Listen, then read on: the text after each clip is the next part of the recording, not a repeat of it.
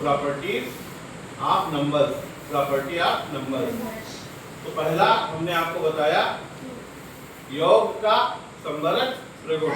इसमें क्या होगा कि यदि दो पूर्ण या प्राकृतिक संख्याओं को हम जोड़ते हैं तो उनका जोड़ भी हमेशा एक पूर्ण संख्या ही होती है, और ये नियम गुणन पर भी लागू होता है। तो संवरक प्रगुण को क्या कहते हैं? Closing property. पहली प्रॉपर्टी क्लोजिंग प्रॉपर्टी। यदि हम दो पूर्ण संख्याओं या प्राकृतिक संख्याओं को जोड़ते हैं या उनको गुणा करते हैं तो परिणाम हमेशा पूर्ण संख्या ही आती है। इसे हम योग या गुणन का संवरक प्रगुण या क्लोजिंग प्रॉपर्टी कहते हैं। दूसरी प्रॉपर्टी है आपकी कम्यूटेटिव प्रॉपर्टी। कम्यूटेटिव प्रॉपर्टी में क्या होता है? उसका क्रम विनिमय। क्या है? क्रम विनिमय।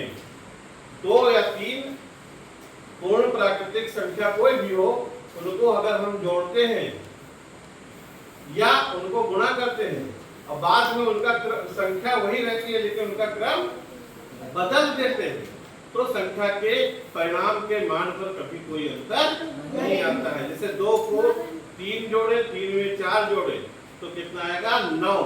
और 2 में 4 जोड़े फिर 3 जोड़े तो भी 9 ही आएगा। इसी तरह 2 को 3 से गुणा करें और 4 से गुणा करें, 2 गुणे 3 गुणे 4 तो हो जाएगा 2 3 6 चौको 24। और अगर इसी का क्रम बदल दें, 4 गुणे 2 गुणे 3 कर दे तो 4 दूनी 8 3 24, दोनों तरफ से बराबर आएगा। तो इसे कहेंगे कम्यूटेटिव और कम्यूटेटिव आइडेंटिटी या प्रॉपर्टी, या क्या कहेंगे उसको हिंदी में क्रम विनिमय नियम। फिर आप आएंगे एडिटिव प्रॉपर्टी। एडिटिव प्रॉपर्टी में क्या होता है? जीरो को योज्य तत्समक कहा जाता है। क्यों? क्योंकि ये जिस भी संख्या में जुड़ जाता है उस संख्या के मान को कभी बदलने नहीं देता है। तो यदि हम किसी भी संख्या में जीरो को जोड़ते हैं या जीरो में कोई भी संख्या जोड़ते हैं तो वो संख्या जितनी रहती है उतना ही उसका हमेशा मान रहता है। इसको योग का तत्समक अवयव कहते हैं और जीरो को हम योज्य तत्समक कहते हैं। अच्छा, लास्ट में हम आएंगे किस पर? एसोसिएटिव प्रॉपर्टी, जिसको कहेंगे साहचर्य प्रगुण। साहचर्य शब्द का अर्थ होता है साथ में चलना। यदि हम तीन पूर्ण संख्याओं को लेकर के चलते हैं, उनमें किन्हीं दो को साथ में करते हैं, एक को अलग करते हैं और उसके बाद जोड़ते हैं और ये क्रम बदल कर अन्य संख्याओं को साथ में कर तीसरी संख्या को जोड़ते हैं या यही क्रम गुणा में भी करते हैं तो उनके परिणाम या मान में कोई अंतर नहीं आता है।